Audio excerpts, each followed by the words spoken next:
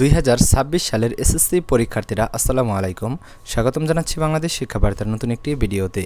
আজকের এই ভিডিওতে তোমাদের জন্য মারাত্মক দুটি দুঃসংবাদ এবং একটি সুসংবাদ থাকবে।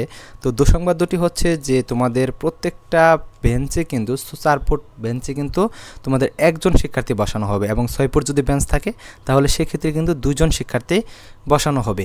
তো এখন দেখা গেছে বেশিরভাগ বিদ্যালয়ে কিন্তু 4 ফিট 4 ফিট বা 6 ফিট বেঞ্চ থাকে, সেখানে দেখা গেছে যে দুই প্রান্তে 2জন বসানো হবে এবং তোমাদের যেটা আকৃতিতে বসানো হতে পারে। পাশাপাশি আরেকটা দুঃসংবাদ সেটা হচ্ছে যে তোমরা যারা শিক্ষার্থীরা রয়েছ তোমাদের পরীক্ষার হলে কিন্তু সিসিটিভি ক্যামেরা লাগানো হবে। তো এই দুইটা কিন্তু মারাত্মক দুঃসংবাদ, পাশাপাশি তোমাদের সুসংবাদও আছে। তো বিস্তারিত এই ভিডিওটি প্রথম থেকে শেষ পর্যন্ত দেখলেই তোমরা বুঝতে পারবা। আর দেখতে পাচ্ছ যে তোমাদের এই ভিডিওটি মূলত করা হচ্ছে দি ডেইলি ক্যাম্পাস নিউজ পেপারের আলোকে। তো এখানে তোমরা হেডলাইন দেখতে পাচ্ছ 4 ফুট বেঞ্চে একজন এবং 6 ফুট বেঞ্চে 2জন শিক্ষার্থী বসবেন। পাশাপাশি আরও অনেক গুরুত্বপূর্ণ তথ্য কিন্তু এখানে রয়েছে। তো তোমরা যারা শিক্ষার্থীরা রয়েছে তোমরা অবশ্যই প্রথম থেকে শেষ পর্যন্ত দেখো, তোমাদের পুরো নিউজটি আমি পড়ে শোনাবো এবং দেখাবো। তো তোমরা যারা সাবস্ক্রাইব করো না আমাদের চ্যানেলটি অবশ্যই সাবস্ক্রাইব করে রাখো, কারণ তোমাদের এসএসসি পরীক্ষা সম্পর্কিত সকল তথ্য, পরীক্ষার পর তোমাদের রেজাল্ট এবং রেজাল্টের পর কলেজে ভর্তির A to Z ইনফরমেশনগুলো তোমরা আমাদের চ্যানেল থেকেই পেয়ে যাবা।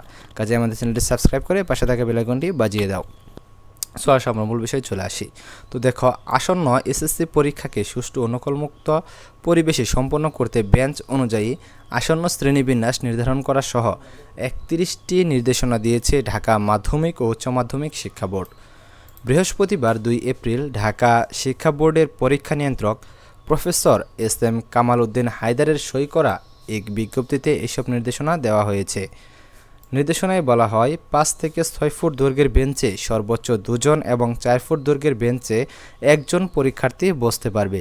এর পাশাপাশি পরীক্ষার হলে প্রতি 20 জন পরীক্ষার্থীর জন্য একজন কক্ষ পরিদর্শক নিয়োগ এবং প্রতিটি কক্ষে ন্যূনতম 2জন পরিদর্শক রাখা বাধ্যতামূলক করা হয়েছে।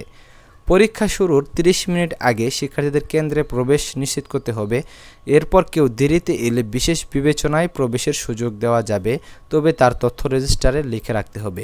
তো তোমাদের যে সুখবরটির কথা বলছিলাম সেটা হচ্ছে এই লাইনটা তোমরা দেখো, সেটা হচ্ছে যে কেউ যদি তোমাদের পরীক্ষা কেন্দ্রে যদি দেরিতে আসে, প্রত্যেক বছর তোমরা লক্ষ্য করলে দেখবা যে প্রত্যেক বছর কিন্তু কোনো না কোনো কেন্দ্রে শিক্ষার্থীরা কিন্তু দেরিতে পৌঁছায়, যার কারণে তাকে পরীক্ষা দিতে দেওয়া হয় না।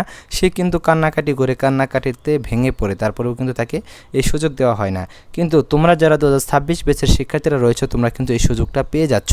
তোমাদের কিন্তু পরীক্ষা কেন্দ্রে প্রবেশ করতে দেওয়া হবে, তবে বিশেষ বিবেচনায়। এবং তোমাদের দেখো আরও কি বলেছে, এতে বলা হয় অনিয়মিত ও মনোনয়ন পরীক্ষার্থীরা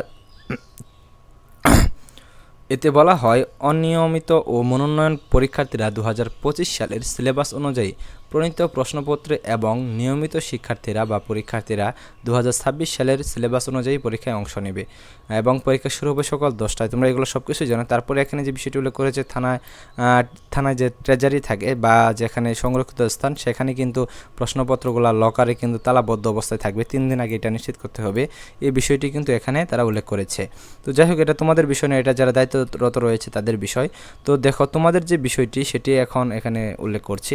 নকল প্রতিরোধে কেন্দ্রের প্রবেশ পথে পোস্টার টানানো, সিসি ক্যামেরা স্থাপন এবং পরীক্ষা শুরুর আগে কেন্দ্রের বাইরে জটলা এড়াতে কার্যকর ব্যবস্থা নিতে বলা হয়েছে। এমনকি পরীক্ষা চলাকালে কেন্দ্রের টয়লেটে তল্লাশির নির্দেশও দেওয়া হয়েছে।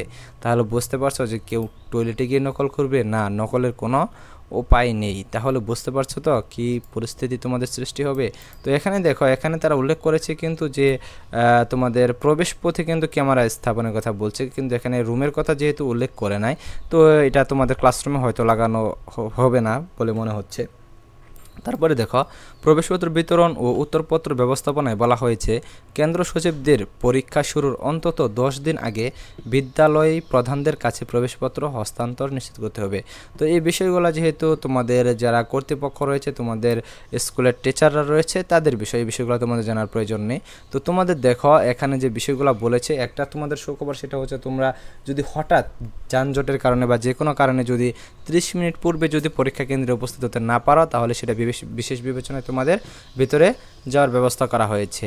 এবং যে দুঃসংবাদগুলো সেগুলো কিন্তু তোমাদের অনেক কড়াকড়ি করা হচ্ছে এই পরীক্ষায়। পাশাপাশি তোমাদের যে নির্দেশন দিছে যে প্রত্যেক বেঞ্চে কিন্তু 4 ফিট বেঞ্চে একজন এবং 6 ফিট বেঞ্চে তোমরা 2জন শিক্ষার্থী বসতে পারবা। এটাও কিন্তু অনেকটা কড়াকড়ির মধ্যে যে 4 ফিট বেঞ্চে একজন শিক্ষার্থী।